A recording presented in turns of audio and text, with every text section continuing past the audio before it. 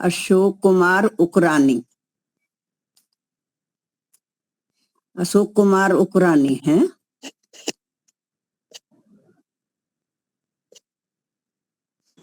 हाँ जी, अशोक कुमार उकरानी है। रिटायर्ड जज हैं। जज है। हाँ जी। ठीक है, तो प्रारंभ करें। जी माता जी।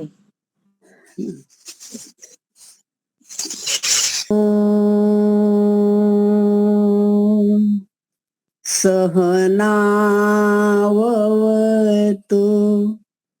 सहनौ भुनक्तु सह वीर्यं करवावहै तेजस्विनावधीतमस्तु मा विद्विषावहै।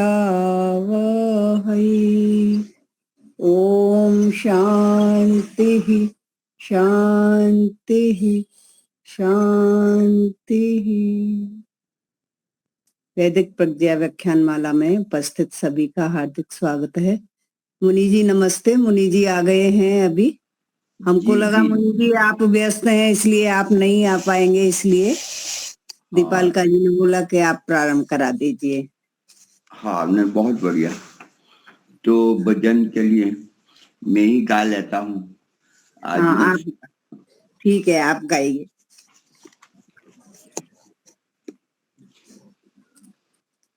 तू पिता तू ही माता, तू सखा तू ही भ्राता, ए मेरे भगवन। तू पिता तू ही माता, तू सखा तू ही भ्राता, ए मेरे भगवन। अब यह अनुपम और अनादि सृष्टि का करता है तू। अब यह अनुपम और अनादि सृष्टि का करता है तू। सर्वव्यापक न्यायकारी सकल दुख हरता है तू। तू कभी नहीं जन्मता है न कभी मरता है तू, हे मेरे भगवन। तू पिता तू ही माता, तू सखा तू ही भ्राता, हे मेरे भगवन। नियम से जग को चलाए सबका दाता भी है तू। नियम से जग को चलाए सबका दाता भी है तू। कर्म फल जो दे रहा है वह विधाता भी है तू। हाथ जोड़ करो मैं बिनती, शुद्ध कर दो सबका मन, हे मेरे भगवन। तू पिता तू ही माता, तू सखा तू ही भ्राता, हे मेरे भगवन। करुणामय करुणा करो कि जाए तेरा नाम हम। करुणामय करुणा करो कि जाए तेरा नाम हम। हवन संध्या भजन गावे मिल के सुबह शाम हम। हवन संध्या भजन गावे मिल के सुबह शाम हम। सतपथ पर पग बढ़ाए न कभी घबराए हम, हे मेरे भगवन।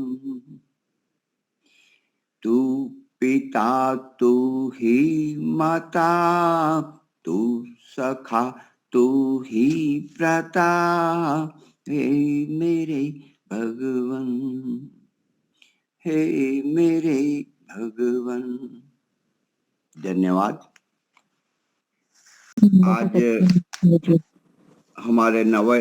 आज हमारे एक वक्ता है, अच्छे शिविरार्थी है, कार्यकर्ता अग्रणी भी है, विद्वान भी है, जज भी है, बहुत सारी बायोडेटा है मेरे पास।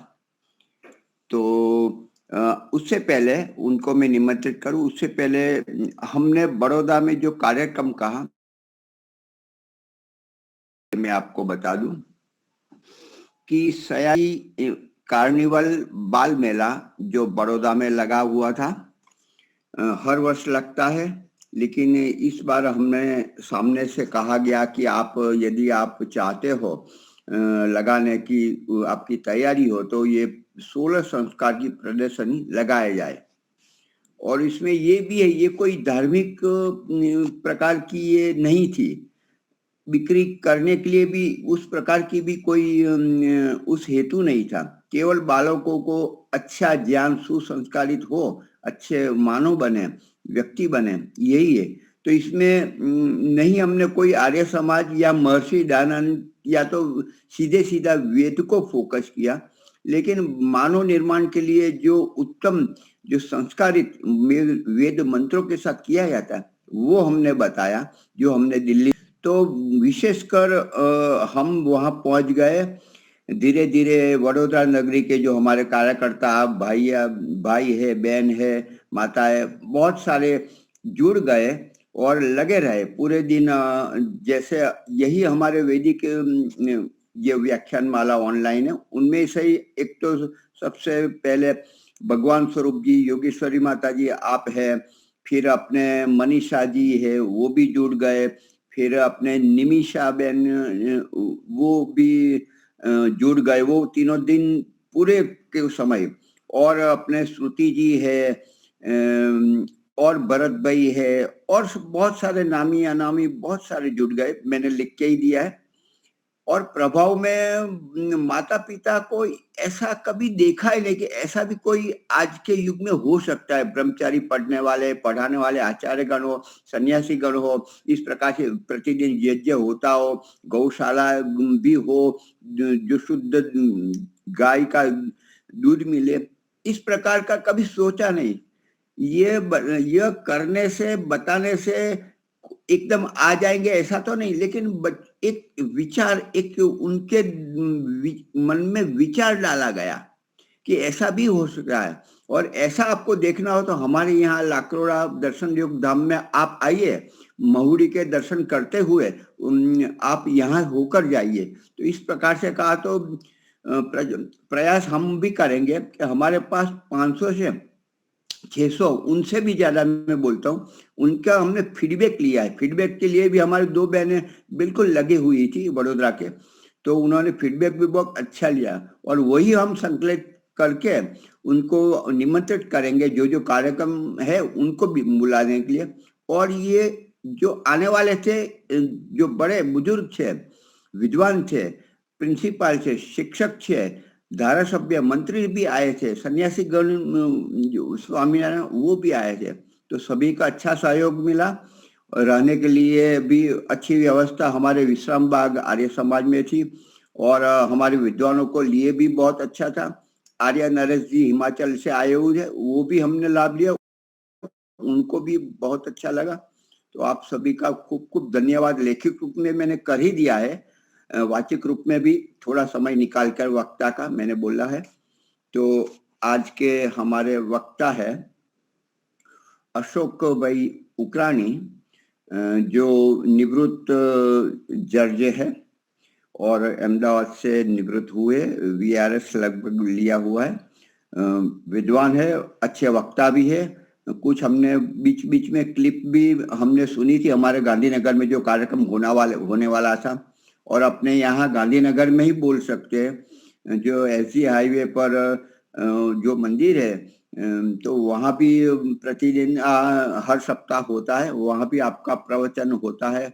आप सब मिलके बहुत अच्छा काम कर रहे हो और वक्ता के रूप में हमें आपके सब विचार सुनने को हमें मिलेगा। आपको मैं आमंत्रित करता हूँ। जी, उकरानी जी, अशोक भाई। हाँ जी, नमस्ते जी। क्या मेरी आवाज ठीक से आ रही है? हाँ जी, आ रही है जी। अच्छा, और पीछे जो स्क्रीन है वो स्क्रीन ठीक दिख रहा है? क्योंकि शायद बीच में मैं स्क्रीन दिखाना चाहूंगा हमारी चर्चा के लिए।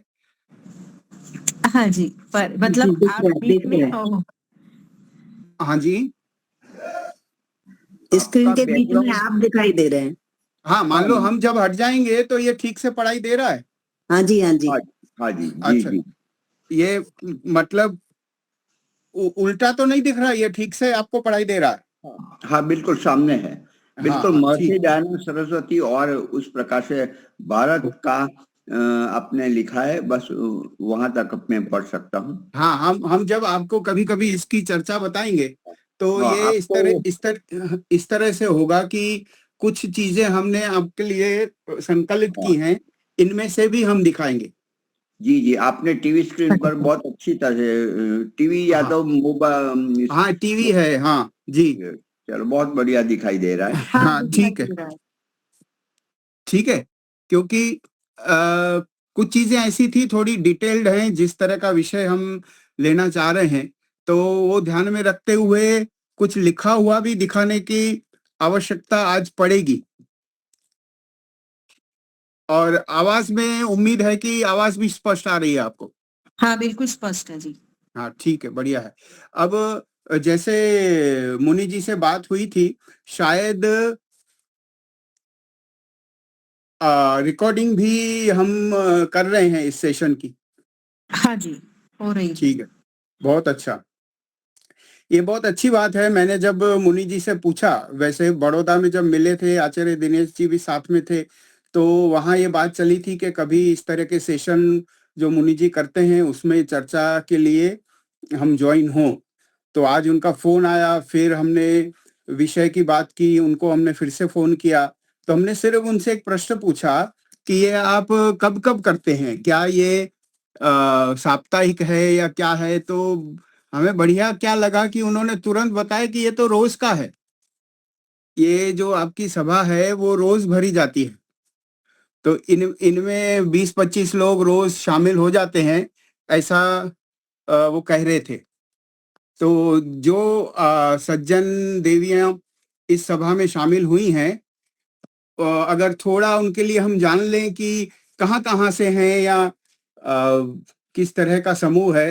गांधीनगर से हैं ज्यादा प्रतिभागी? नहीं, ऐसा नहीं है। जी गांधीनगर से है, बड़ौदा से भी है, और कभी हरिद्वार से भी होते हैं, अच्छा, मुंबई से भी होते हैं, अलग अलग से। गांधी वेरी गुजरात बाहर के भी है, तो बहुत हमें अच्छे। हिंदी ही बोलना पड़ता है। हिंदी ही बोलना पड़ेगा, ठीक है, हाँ, कोई बात नहीं, हाँ, अच्छी बात, अच्छी बात। तो इस ग्रुप में इस तरह के बढ़िया काम जो रोज के हो रहे हैं, उसमें जब पहली बार मेरा भाग लेना हुआ है, इसके लिए मैं आपका धन्यवाद करता हूं। और अच्छा लग रहा है कि इस तरह का तकनीक का उपयोग करके हम आध्यात्मिक और राष्ट्रीय चर्चाएं कर पा रहे हैं घर बैठे, और अच्छी सी संख्या में लोग उसमें जुड़ भी रहे हैं। जो विषय की बात मुनि जी से चली, तो उन्होंने हमें कहा कि आप देख लो कौन सा विषय लेना है, जो उपयुक्त लगे वो ले सकते हैं। और थोड़ा विचार करने पे हमें समझ में आया कि 26 जनवरी के ही दूसरे दिन हम ये पहला दिन, पहली बार की चर्चा कर रहे हैं, तो गणतंत्र दिवस के दूसरे ही दिन की है, तो क्यों ना उसी विषय पे बात की जाए, अभी भी ताजा है वो पर्व हमारे लिए।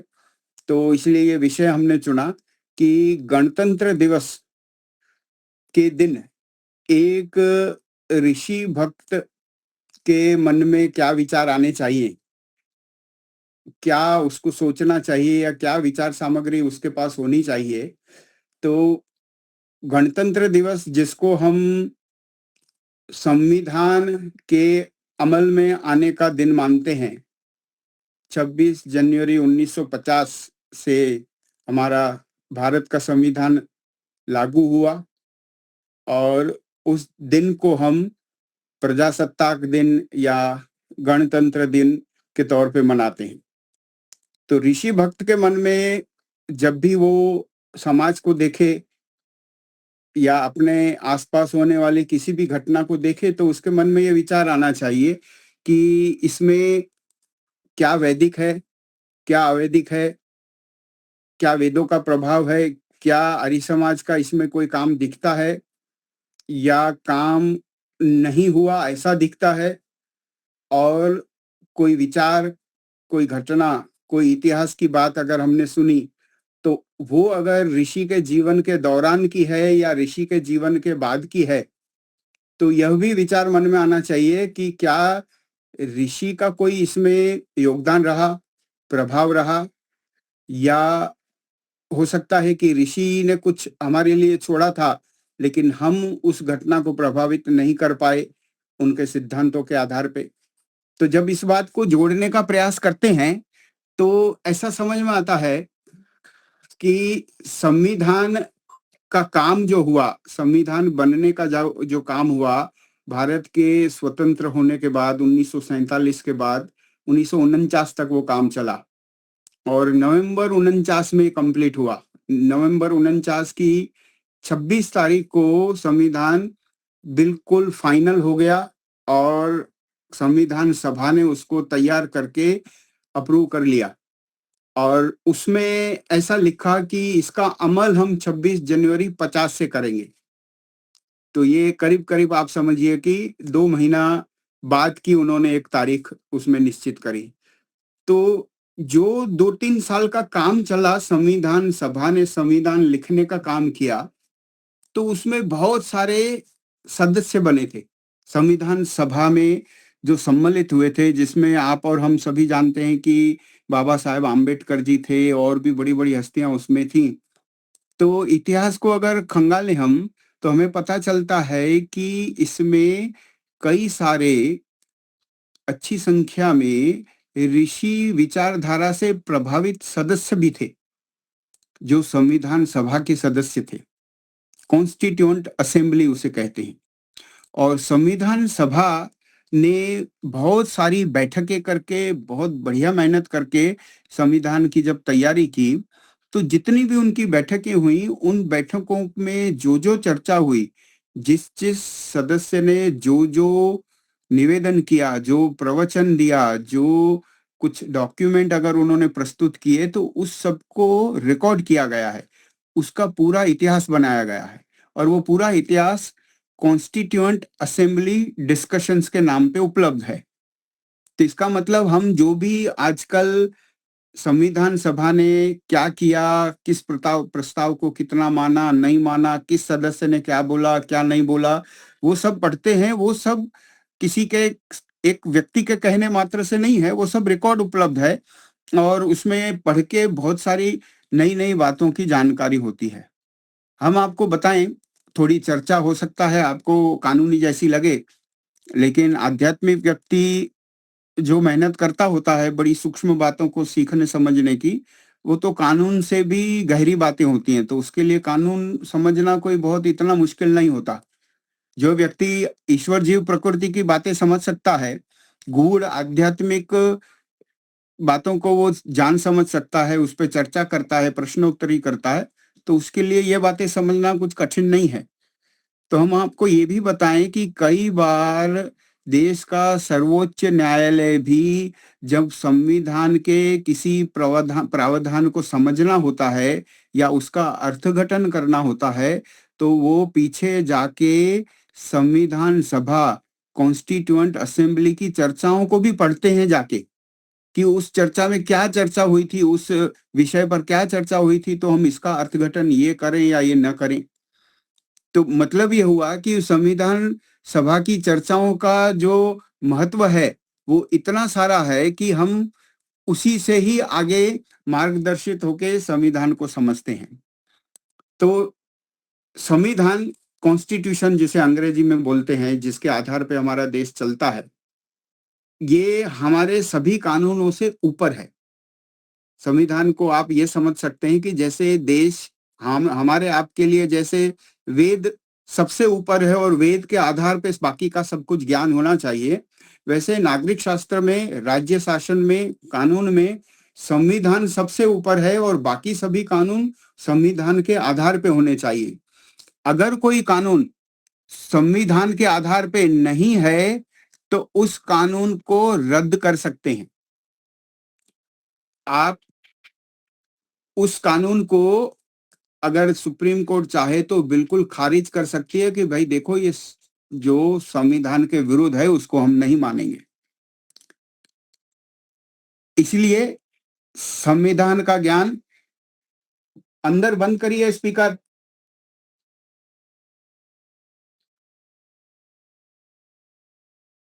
हाँ, संविधान का ज्ञान इसलिए होना भी जरूरी है कि हमें पता चले कि यह कानून संविधान के अनुसार है या संविधान के अनुसार नहीं है।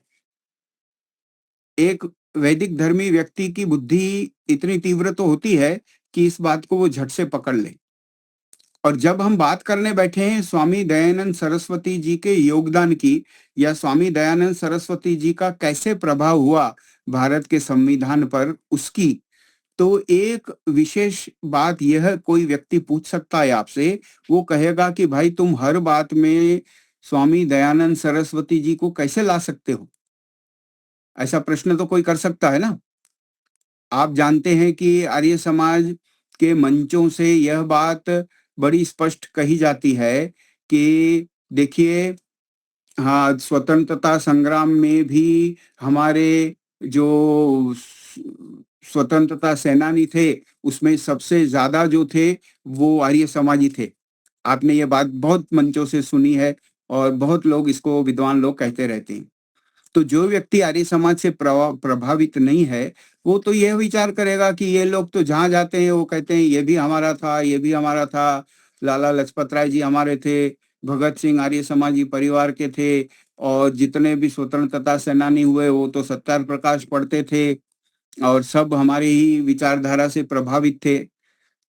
तो शायद आप और हम तो आपस में मिलके मान ले एक दूसरे की बात, लेकिन बाहर का व्यक्ति कह सकता है कि भाई तुम महर्षि स्वामी दयानंद सरस्वती जी की बात करते हो, जिनकी हत्या 1883 में हो गई और संविधान बना 1947 के बाद उसका काम शुरू हुआ और 1949 तक चला।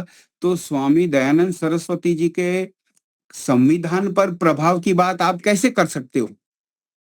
ऐसा कोई कह सकता है हमें, और हमारी बात को सीधे सीधे उड़ा सकता है।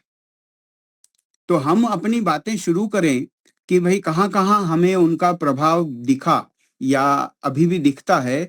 उससे पहले हम आपको एक बहुत बड़े व्यक्ति की, उनके किताब में लिखी हुई बात और उनके प्रवचन में कही हुई बात दिखाना चाहते हैं। तो आपको शायद ऐसा लगेगा कि एक सबूत के तौर पे हम उसका उपयोग कर सकते हैं कि हम क्यों कहते हैं कि महर्षि स्वामी दयानंद सरस्वती जी का बड़ा विशेष प्रभाव भारत के संविधान के बनने में रहा है। आपने इनका नाम सुना ही हुआ है। मैं स्क्रीन पर आपको दिखाना चाहता हूं। डॉक्टर सर्वपल्ली राधाकृष्णन, जो अभी सज्जन और देवियां जुड़े हुए हैं, उन्होंने इनका नाम सुना होगा, डॉक्टर एस राधाकृष्णन। तो डॉक्टर एस राधाकृष्णन जो हैं, उनकी पहचान में अगर हमें कुछ बताना हो तो मैं तो दर्शन शास्त्र के एक विद्यार्थी के नाते ये कहूंगा कि इन्होंने बहुत ही ज्यादा पढ़ी जाने वाली इंडियन फिलॉसफी नाम की पुस्तक भी लिखी है, जो कॉलेजों में भी दर्शन शास्त्र में पढ़ाई जाती है। और इस तरह की दर्शन शास्त्र पे और भी कई पुस्तकें लिखी हैं। ये इनकी एक पहचान है। तो ऐसे वैसे व्यक्ति नहीं थे, बड़े विद्वान, उच्च कक्षा की सोच रखने वाले, दर्शन शास्त्र पे भी पुस्तक लिखने की हस्ती रखने वाले व्यक्ति थे डॉक्टर एस राधाकृष्णन। और उसके बाद बात करें तो भारत के पहले उपराष्ट्रपति थे doctor S Radhakrishnan. Doctor Rajendra Prasad पहले राष्ट्रपति हुए 1952 में और ये पहले उपराष्ट्रपति हुए। और जब डॉक्टर राजेंद्र प्रसाद के बाद की बात आई तो दूसरे राष्ट्रपति भी डॉक्टर एस राधाकृष्णन है। मतलब 1962 में ये राष्ट्रपति बने थे देश के। तो हम जिसकी बात कर रहे हैं, जिसका सबूत अभी पेश करने वाले हैं, वो भारत के राष्ट्रपति थे। उन्होंने जैसे और कई पुस्तकें लिखी, वैसे एक पुस्तक लिखी थी जिसका नाम अभी आपको यहाँ दिखा रहे हैं, living with a purpose, turning dreams into reality. ये living with a purpose, turning dream into reality कैसी पुस्तक थी? कई सारे महापुरुषों के जीवन के विषय में उन्होंने छोटे छोटे लेख लिखे थे और उन सारे महापुरुषों में एक नाम हमारे आपके ऋषि का भी है। महर्षि स्वामी दयानंद सरस्वती जी पर भी एक पूरा लेख है इस पुस्तक में। और इस पुस्तक में उन्होंने क्या लिखा है ये जानने जैसी बात है, क्योंकि पुस्तक इंग्लिश में थी। तो वो जो उनकी लिखाई है वो हम पहले इंग्लिश में पढ़ेंगे, फिर उसका हिंदी भी पढ़ेंगे कि स्वामी जी के बारे में भारत के राष्ट्रपति 1962 में जो बने वो क्या कहते हैं अपनी प्रकाशित पुस्तक में। उन्होंने स्वामी जी के लिए लिखा है, ये भाषा उनके बारे में हमें देखने को मिल रही है। आप इसको अभी ध्यान से देख सकते हैं। हम आपको इसको पढ़ के, स्क्रीन पे तो है ही, फिर भी इसको आपको पढ़ के सुना देते हैं। हाँ जी, थोड़ा सा स्क्रीन बड़ा हो सकता है। इसको और बड़ा करना है, प्रयास करते हैं इसको और बड़ा करने की। मान लीजिए इसे हम थोड़ा इस तरह से दिखाएं आपको, तो ठीक है? ठीक लगता है अभी तो। हाँ ठीक है। तो हम इसको आपको पढ़ के सुना देते हैं। Among the makers of modern India, the chief place will be assigned to Swami Dayanand Saraswati. At a time when there was spiritual confusion in our country, when many of our social practices were in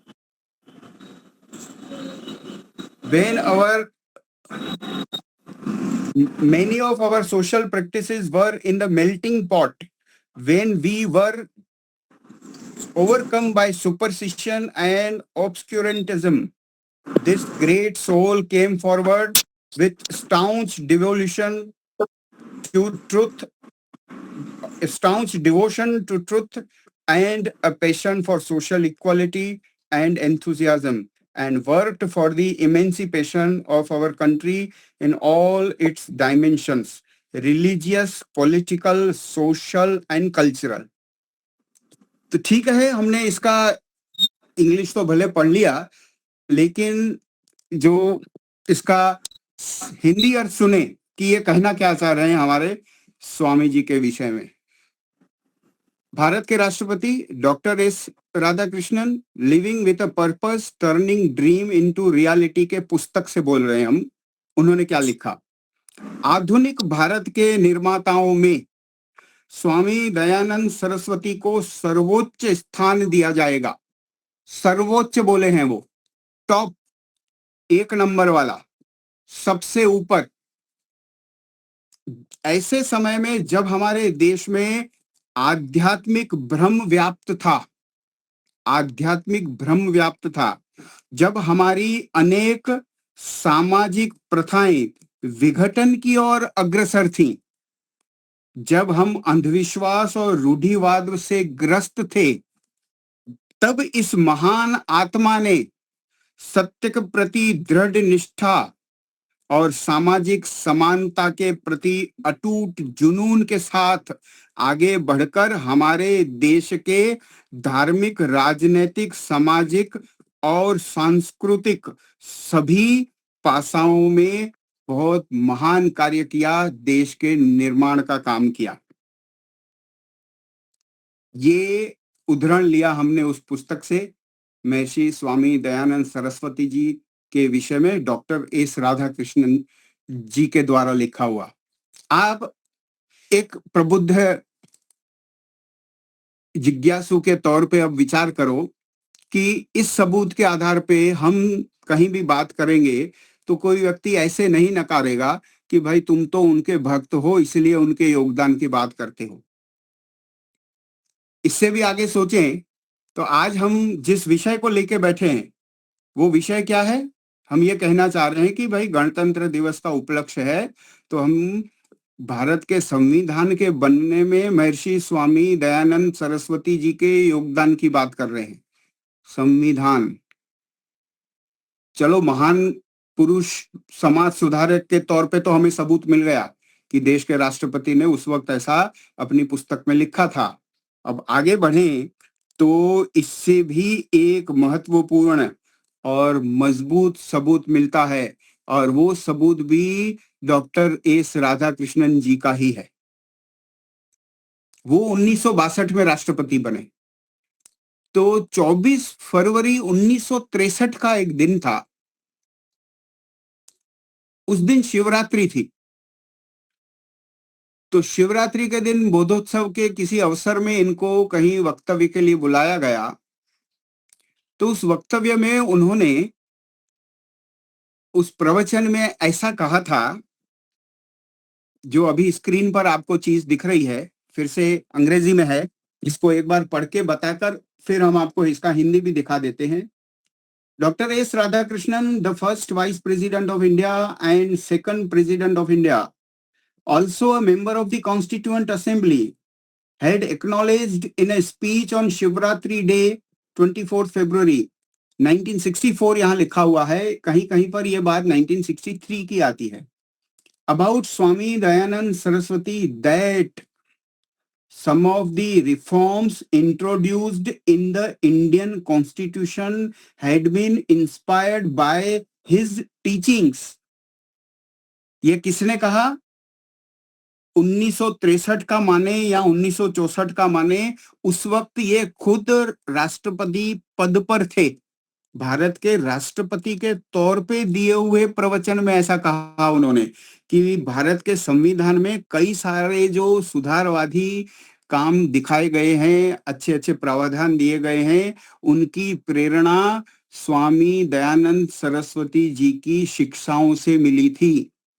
ये बात जो है वो doctor S Radhakrishnan जी कह रहे हैं। एक अच्छी बात समझने वाली ये भी है कि ये राष्ट्रपति तो थे, पहले उपराष्ट्रपति तो थे, लेकिन ये खुद संविधान सभा के सदस्य भी थे। ये अंदर के व्यक्ति थे, ये उन सभाओं में शामिल थे जब भारत के संविधान को बनाने की चर्चाएं हुई थी। और वो व्यक्ति कह रहा है कि भारत के संविधान के प्रावधान जो हैं उनमें कई सारे सुधारवादी प्रावधान की प्रेरणा जो है वो स्वामी जी की शिक्षाओं से मिली थी। और यह बात हमने अभी अभी उनके इस प्रवचन के उद्धरण से पढ़ी।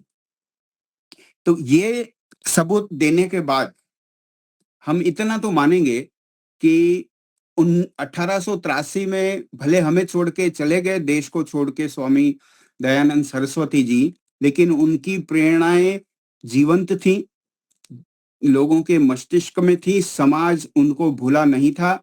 और जब उस वक्त के विद्वतगण, अलग अलग भाषाओं को बोलने वाले, अलग अलग समाज के वर्गों का प्रतिनिधिकरण करने वाले लोग संविधान सभा में शामिल हुए, तो उन्होंने जहां जहां खुद वो ऋषि की प्रेरणाओं से प्रेरित थे, वो सब बातें अपने संविधान के प्रावधानों में लाने का भरसक प्रयत्न किया और उनको काफी हद तक सफलता भी मिली।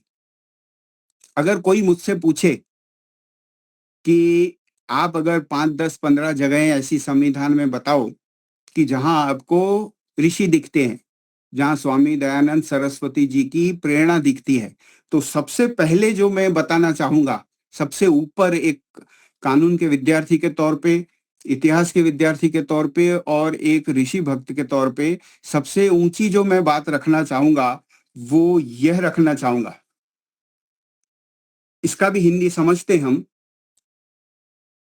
सेल्फ रूल, जिसे हिंदी में हम स्वराज कहते हैं। स्वराज तो आप सभी ने सुना हुआ है और आपने यह भी काफी सुना बड़े निकट के दिनों में कि स्वराज्य शब्द का सबसे पहले भारत के स्वतंत्रता संग्राम में उपयोग किसने किया था? तो उसका जवाब मिलता है कि महर्षि स्वामी दयानंद सरस्वती जी ने किया था। अपने प्रवचनों में किया और अपने साहित्य में भी किया। तो अगर आप इतिहास पढ़ें, साहित्य को पढ़ने का प्रयास करें, तो आपको ये मिलता है कि Swami Dayanand Saraswati was the first to use the term swaraj, जिसको अंग्रेजी में सेल्फ रूल कहते हैं, long before it became a central pillar of the freedom movement. This demand for political independence is the foundation upon which the entire constitution is built. ये मत है विद्वानों का कि सबसे पहले अगर स्वराज शब्द का किसी ने उपयोग किया तो वो ऋषि ने किया, और उसको इस अर्थ में हम ले रहे हैं, स्वामी दयानंद सरस्वती ने सन 1876 में स्वराज शब्द का सर्वप्रथम प्रयोग किया था, जो स्वतंत्रता आंदोलन का एक प्रमुख स्तंभ बनने से बहुत पहले की बात है।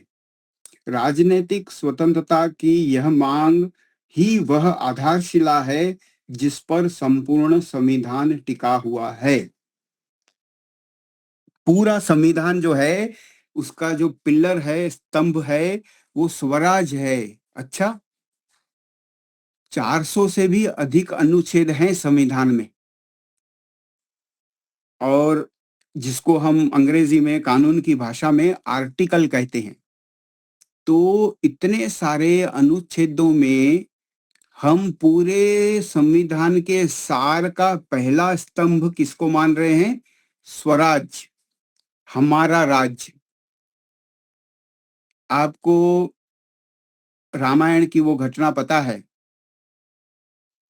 कि राम जी ने जब लंका पर विजय पाई और अब उनको ये निर्णय करना था कि अब लंका का राज किसको दिया जाए, तो आप जानते हैं उन्होंने क्या निर्णय किया? किसे राजा बनाए? वो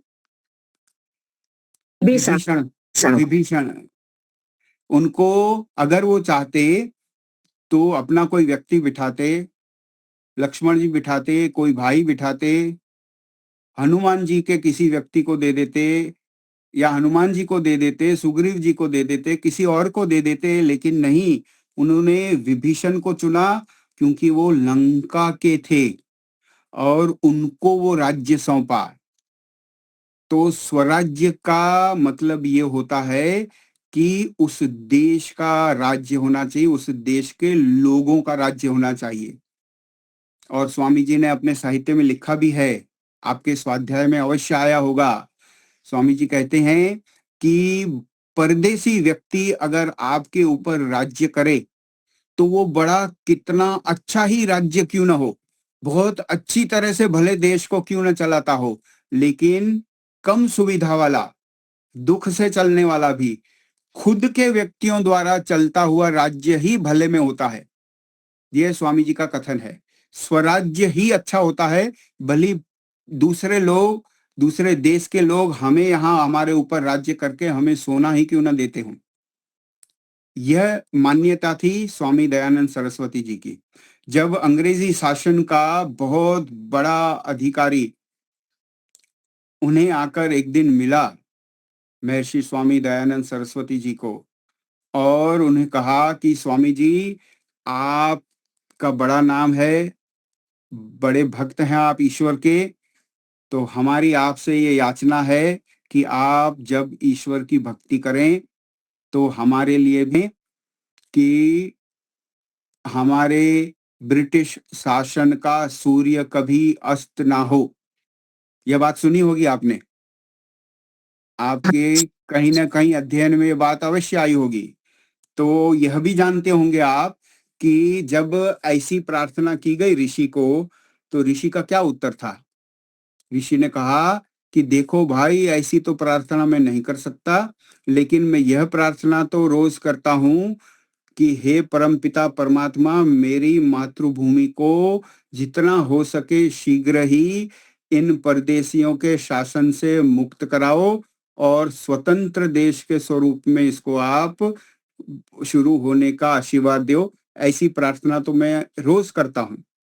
यह जवाब महर्षि स्वामी दयानंद सरस्वती जी ने उस अंग्रेज सरकार के बहुत उच्च प्रतिनिधि को दिया था, और इसकी गूंज इतनी दूर तक गई थी कि विद्वान बताते हैं इसका रिपोर्टिंग ब्रिटिश सरकार तक किया गया, और इस बात की चर्चा वहां की जो पार्लियामेंट है, जैसे हमारी यहाँ संसद है, उसमें भी हुई थी कि इस सन्यासी पे नजर रखी जाए, ये हमारे देश के खिलाफ काम कर सकता है, जो इतना निर्भीक होकर हमारे ही अधिकारी को ऐसा जवाब देता है।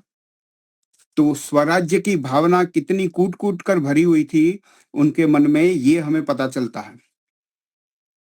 आपने ये भी सुना है कि बाल गंगाधर तिलक जी का एक नारा है, स्वराज्य हमारा जन्म सिद्ध अधिकार है। और यह नारा इतिहास खोल के देख लें तो 1916 का है। सीधी बात है, महर्षि का साहित्य सब लोग पढ़ते थे। स्वराज्य का शब्द जब उन्होंने गुंजायमान किया, उसके बाद तो जितने भी देशभक्त लोग थे, जो भी देश के लिए काम कर रहे थे, देश को आजाद कराना चाहते थे, वो सभी स्वराज्य की बात को लेके आगे चले थे। तो उसको एक दूसरा स्वरूप देके बाल गंगाधर तिलक जी ने कहा कि स्वराज्य हमारा जन्म सिद्ध अधिकार है। ये 1916 की बात है। एक बात और नहीं भूलनी चाहिए आपको, भले हम आज अपनी पूरी चर्चा को पूरा कर पाए या न कर पाए, जितना संविधान का मटेरियल हमने देखा स्वामी जी के पक्ष में, स्वामी जी से प्रभावित, लेकिन एक बात विस्तार से आपको बताना ये भी जरूरी बन पड़ रही है कि जब एक विद्यार्थी के तौर पे आप भारत का स्वतंत्रता संग्राम का इतिहास पढ़ते थे, तो आपको एक और बात सिखाई जाती थी। शहीद भगत सिंह और उनकी विचारधारा आपने सुनी होगी। अब तो उनपे अच्छे अच्छे चलचित्र भी बन गए, उसको भी अगर आप देखेंगे तो आपको पता चल जाएगा कि शहीद भगत सिंह जी की जो विचारधारा थी देश के लिए क्या थी और कैसे उन्होंने अपने जीवन का बलिदान दिया। हम आपको विशेष तौर पे कहेंगे कि 3 या 4 बहुत सारे चलचित्र जो बन गए शहीद भगत सिंह पर, उनमें से एक चलचित्र जो है जिसमें शहीद भगत सिंह का जो पात्र है वो अजय देवगन नाम के एक्टर ने किया है, वो आप अवश्य देखना, अवश्य ही देखना। और उनके बचपन की चीजें भी बहुत अच्छी तरह से दिखाई गई हैं। आपने ये भी सुना है कि ये कहा जाता है कि भगत सिंह जी के दादाजी आर्य समाजी थे और आर्य समाज के प्रचारक भी थे। आपको ये भी बताया जाता है कि भगत सिंह जी का यज्ञोपवीत संस्कार आर्य समाज के भवन में हुआ था। तो ये तो आप और हम कहते हैं, आर्य समाज ही कहते हैं, तो कोई मानेगा कोई नहीं मानेगा, लेकिन अगर उस चलचित्र को देख लो, वो तो हमारे व्यक्तियों ने नहीं बनाया है, फिल्म बनाने वाले लोगों ने बनाया है। तो आप उस चलचित्र में भगत सिंह जी के बचपन का एक सीन देखेंगे तो उसमें उनके घर में आपको महर्षि स्वामी दयानंद सरस्वती जी का चित्र लगा मिलेगा, जो इस बात का सबूत है कि उनका जो घर था, उनका जो बचपन था, वो स्वामी दयानंद जी से प्रेरित था, अभिभूत था, और उनके अनुयायियों में से एक था। इंडियन नेशनल मूवमेंट, भारतीय स्वतंत्रता संग्राम की एक बात और आपने पढ़ी होगी, अगर आपको इस बात में रस है तो जरूर पता होगा, नहीं तो हम आपको संक्षिप्त में बता दें कि इंडियन नेशनल कांग्रेस के तौर पे हम जिसको जानते हैं, उस पार्टी ने ब्रिटिश की सरकार से एक मांग करी थी। और वो मांग क्या थी? उन्होंने कहा कि देखिए, आप हमें आजाद नहीं कर सकते, ठीक है, आप हमें डोमिनियन स्टेटस दे। तो डोमिनियन स्टेटस माने पराधीन स्तर का एक राज्य मांग रहे थे वो, कि मालिक आप रहो, ब्रिटिश की सरकार मालिक रहे भारत की, लेकिन सरकार हम चलाएं, ऐसा डोमिनियन स्टेटस मांगा था उन्होंने। डोमिनियन स्टेटस का मतलब पराधीन होना, दूसरी सत्ता हमको डोमिनेट करे और हम उसके नीचे की सत्ता के तौर पे अपना देश चलाएं। यह इंडियन नेशनल कांग्रेस की मांग थी, ये ऑफिशियल है, इसको जाके देख सकते हैं आप। हमारे आपके बच्चे स्कूल में डोमिनियन स्टेटस पे निबंध लिखते हैं और प्रश्नों का जवाब देते हैं। 1928 में जब भगत सिंह जी ने बम फेंका, ब्रिटिश सरकार के जड़ें हिलाई और उसके बाद उन पर अभियोग चला, केस चला, ब्रिटिश की सरकार उनको फांसी पे चढ़ाना चाहती थी। पूरी प्रक्रिया 2 से 2.5 साल तक चली और फिर जाके 23 मार्च 1931 में शहीद भगत सिंह को उन्होंने फांसी पे चढ़ाया। तो जितना समय यह केस चलता रहा, तो भगत सिंह और उनके साथियों ने, जिनमें राजगुरु और सुखदेव भी प्रमुख थे, उन्होंने एक व्यूह रचना ऐसी बनाई कि जब कोर्ट में केस चलता था और पत्रकार लोग उस केस को सुनने आते थे और जो केस में बातें हुई वो वर्तमान पत्रों में प्रकाशित करते थे, तो ये जानबूझ के वो अपनी सिद्धांतों की, अपनी योजनाओं की बात केस में कहते थे, ताकि देश की जनता सुने कि यह जो शहीद होने के लिए तड़पने वाले लोग हैं वो क्या सोचते हैं। और इस कारण से शहीद भगत सिंह जीते जी इतने लोकप्रिय हो गए थे, जीते जी, मरने के बाद तो हमारे देश के रत्न हैं ही वो, जीते जी इतने लोकप्रिय हो गए थे, तब कांग्रेस के युवा लोग ये मानने लगे थे कि शहीद भगत सिंह, मोहनदास करमचंद गांधी, जिसे वो लोग महात्मा कहते थे, उनसे ज्यादा लोकप्रिय हो चुके देश के युवाओं में। और यह बात कांग्रेस को खटकने लगी। जवाहरलाल नेहरू जी गांधी जी से जाके मिले कि देखिए, हालत बहुत खराब है, भगत सिंह का नाम देश के युवाओं पे नहीं, कांग्रेस के कार्यकर्ताओं के जुबान पे भी आ गया है। और उसने पूर्ण स्वराज की मांग करी है कोर्ट के बयानों में, कि हम पूर्ण स्वराज चाहते हैं। और कहीं पर जवाहरलाल नेहरू जी ने भी उनका एक बयान ऐसा दे दिया जिसमें भगत सिंह की प्रशंसा कर दी। गांधी जी नाराज हो गए, भाई तुमने शहीद भगत सिंह की प्रशंसा क्यों की? तुम जानते हो कि वो हमारे सिद्धांतों पर नहीं चल रहा।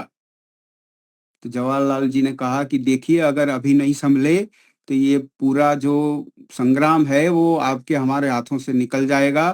पूर्ण स्वराज की जो मांग भगत सिंह ने देश के सामने रखी है, ये हमें कॉपी करनी पड़ेगी। इसकी नकल करी कांग्रेस ने। 1929 के उनके अधिवेशन में जवाहरलाल नेहरू जी ने अपने प्रवचन में ये घोषित किया कि हम पूर्ण स्वराज से कम कुछ नहीं चलाएंगे। तो ये पूर्ण स्वराज की जो मांग है, ये कांग्रेस को सिखाने वाले वो शहीद भगत सिंह थे। नहीं तो क्या पता डोमिनियन स्टेटस लेके रह जाते और आप और हम आज भी अपने पासपोर्ट पे बरतानवी सिक्का लगा के घूमते होते। ब्रिटिश सरकार का एक सिंबल लगा होता हमारे आपके पासपोर्ट पर। तो जो स्वराज्य का सिद्धांत ऋषि से आगे चला, बाल गंगाधर तिलक जी ने उसको आगे बढ़ाया, शहीद भगत सिंह ने उसको वाचा दी, फिर उसको कांग्रेस ने भी स्वीकारा और पूर्ण स्वराज की डिमांड आगे बढ़ी। और यह आगे बढ़ते बढ़ते कहां तक पहुंची, यह अब हम आपको दिखाना चाहते हैं। आप जानते हैं कि सत्यार्थ प्रकाश जो पुस्तक है, वो कोई भी व्यक्ति सबसे पहले जब पढ़ता है तो सबसे पहले क्या पढ़ता है? महर्षि ने भी लिखा है कि किसी भी पुस्तक को जब उठाओ तो सबसे पहले क्या पढ़ना चाहिए? भूमिका। भूमिका पढ़नी चाहिए, उस पुस्तक की भूमिका पढ़नी चाहिए। यहाँ तक कि स्वामी जी ने भूमिका पढ़ने का जो लाभ है उसके बारे में पूरा विस्तृत एक पैराग्राफ लिखा है कि भाई लेखक का आशय आपको उसके इस तरह के कथनों से पता चलता है कि वो कहना क्या चाहता है, अर्थघटन करते समय किन बातों का ध्यान रखना चाहिए। तो जैसे सत्यार्थ प्रकाश की भूमिका है, वैसे संविधान की भी भूमिका है, एक पन्ने की छोटी सी, जिसे प्रीएम्बल ऑफ इंडियन कॉन्स्टिट्यूशन कहा जाता है, जो हम हिंदी में प्रस्तावना के तौर पे जान सकते हैं, और कहीं कहीं इसे उद्देशिका भी कहा जाता है। तो भारतीय संविधान की जो प्रस्तावना है वो हम आपको दिखाना चाहते हैं।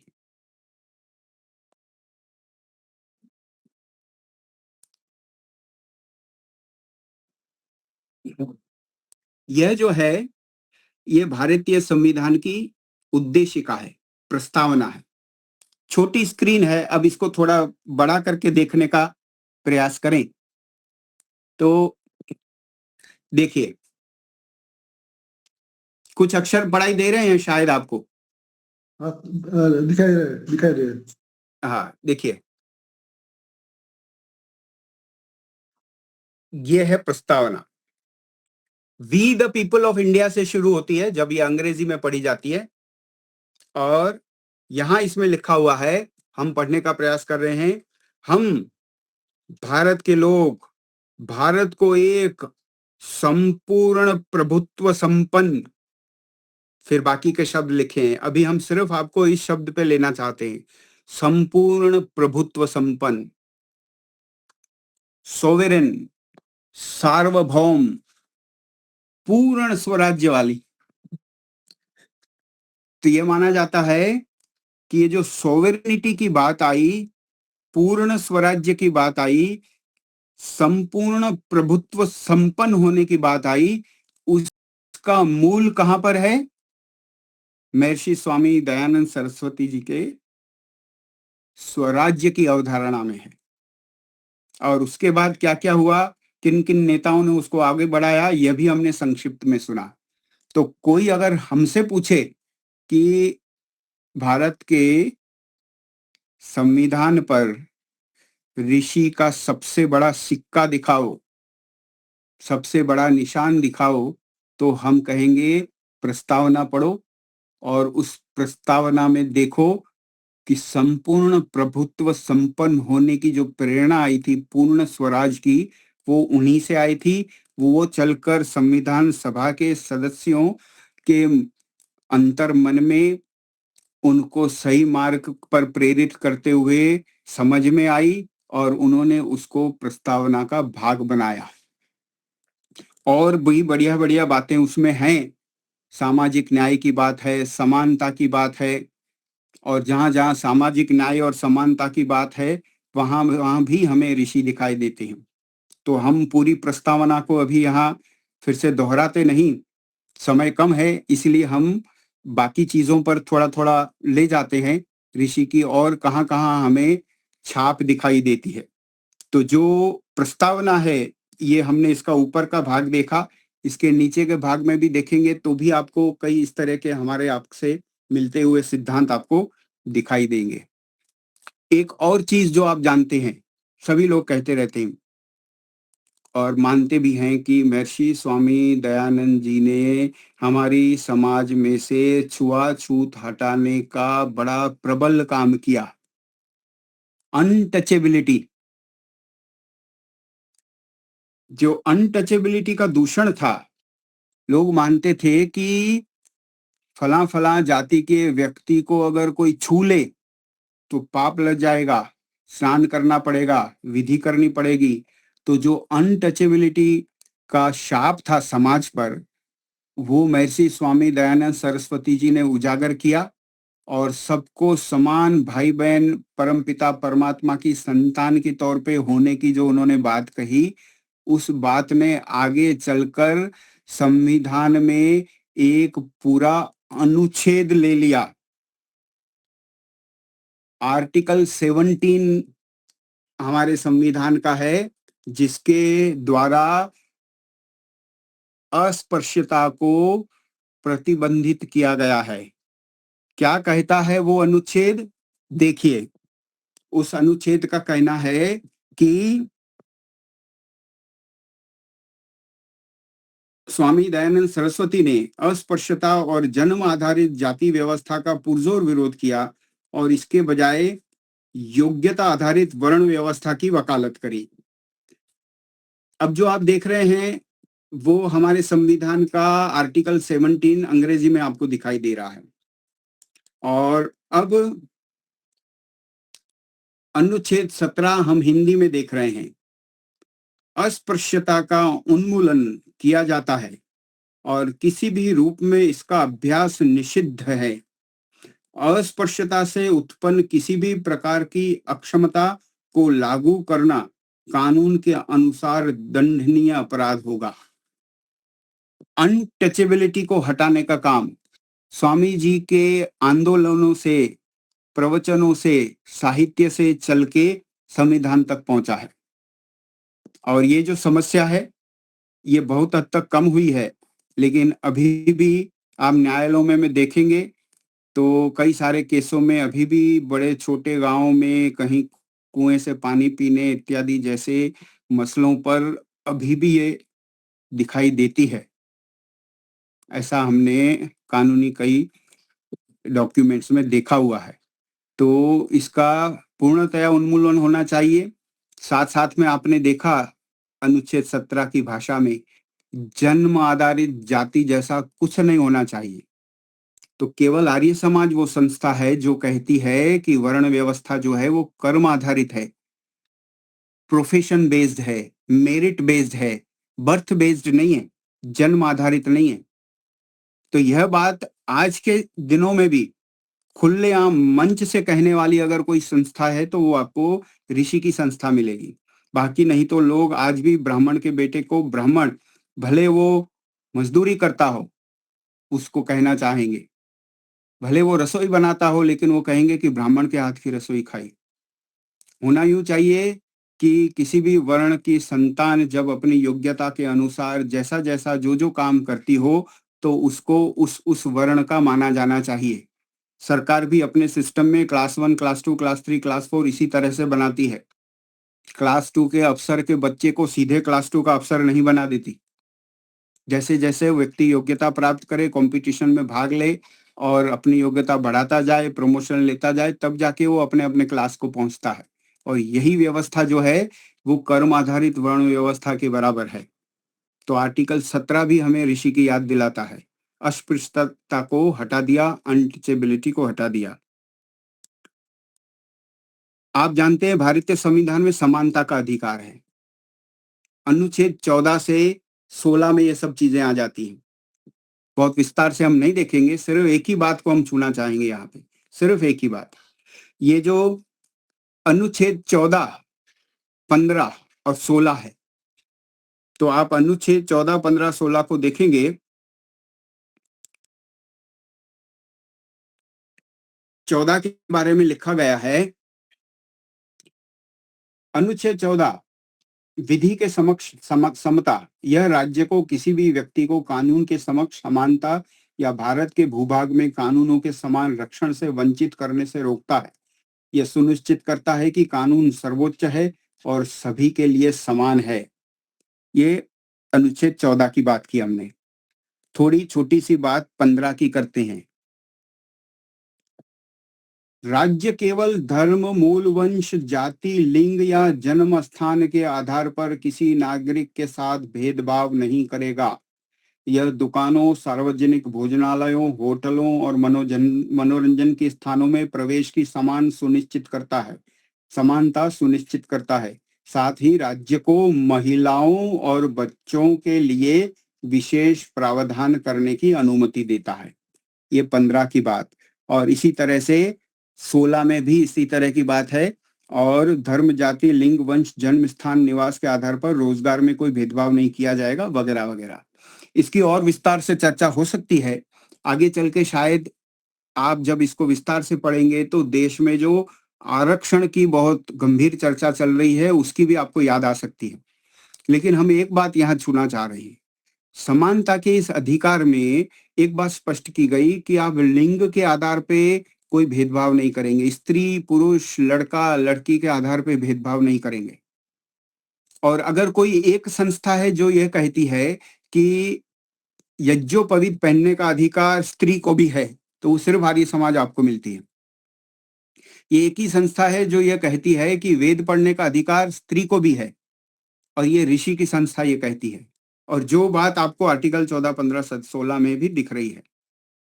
और अगर आपको याद दिलाएं, निकट के समय में ही कितने सारे अपने आप को धर्मगुरु कहने वाले लोगों ने मंच से ऐसा वक्तव्य दिया है कि स्त्री अगर वेद पढ़ ले, गायत्री मंत्र पढ़ ले तो उसको रोको, ऐसा कहते हैं वो। स्त्री को, बहन को, माँ को, महिला को गायत्री मंत्र पढ़ने का अधिकार नहीं है, उसको नहीं पढ़ना चाहिए, ऐसा सिखा पढ़ा रहे हैं। और उसको व्यासपीठ कहते हैं, उस गद्दी को धर्म का स्थान कहते हैं वो लोग। और ये सिर्फ वैदिक सिद्धांतों के विरुद्ध है ऐसा नहीं, ये संविधान के विरुद्ध भी बात कर रहे हैं। संविधान ने भी कहा है कि इस तरह का कोई भेदभाव करना ठीक नहीं है। तो इस तरह की समानता की बात जो 14, 15, 16 में आई, उसका मूल भी आपको ऋषि की शिक्षाओं में मिलेगा, जो सर्वों के साथ, सबके साथ धर्म अनुसार प्रीति पूर्वक यथा योग्य बरतने की प्रेरणा देते हैं। तो संविधान में और भी कई सारे प्रावधान हैं। चर्चा तो अभी और लंबी चल सकती है, लेकिन 5:06 हुए हैं, जो आपकी 4 से 5 की सभा है। एक धार्मिक चर्चा और सभा का जो अनुशासन है वो यह भी कहता है कि समय का ध्यान रखना चाहिए। हर व्यक्ति जो सत्संग में, सभा में आया है, वो ये सोचकर आया होगा कि भी देखो 5 बजे मैं मुक्त हो जाऊंगा और अपने बाकी के काम करूंगा। तो इसलिए अगर आपको अवसर होगा तो करीब करीब इतना ही समय और हम इस विषय पे लगा सकते हैं। और बहुत सारी विस्तृत चर्चाएं हैं कि स्वामी जी का चेहरा और कहाँ-कहाँ हमें संविधान में दिख रहा है। तो हम यहीं पर अपने इस समय अवधि को देखते हुए अपनी वाणी को अल्प विराम देते हैं। बाकी कभी अवसर मिला तो हम इस चर्चा को भारत के संविधान और महर्षि स्वामी दयानंद सरस्वती जी, इस विषय को आगे बढ़ा सकते हैं। ठीक है मुनि जी, मैं अपनी वाणी को विराम देता हूँ जी। नमस्ते। बहुत बहुत धन्यवाद। बहुत धन्यवाद नमस्ते। आपका। नमस्ते।